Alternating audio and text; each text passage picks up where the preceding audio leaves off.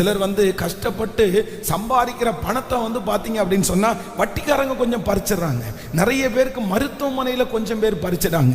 நிறைய பேர் வீட்டு வாடகை அந்த மாதிரி நிறைய பேர் பறிச்சிடாங்க. அப்போ நம்ம உழைக்கிற பணத்தை எல்லாமே இந்த சீகோன் மாதிரி ஒரு கூட்டம், அது ஒரு ஸ்பிரிட், அது ஒரு ஆவி.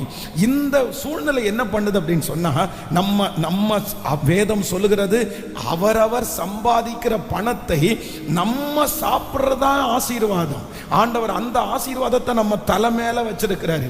நீ கையிட்டு செய்யும் எல்லா வேலையிலும் உங்கள் தேவனாகிய கர்த்தர் உங்களோடு கூட இருந்து உங்களை ஆசீர்வதித்து உங்களை புசிக்கவும் குடிக்கவும் பண்ணுகிற கர்த்தர். அவனவன் தன் தன் திராட்சை செடியின் தோட்டத்தின் நிழலிலே பயப்படுத்துவார் இல்லாமல் சுகமாய் தங்கி இருப்பான். அப்ப ஆண்டவருடைய ஆசீர்வாதம் என்ன அப்படின்னு சொன்னா, நம்ம கையின் பிரயாசத்தை நம்ம சாப்பிட்றதா ஆண்டவருடைய ஆசீர்வாதம்.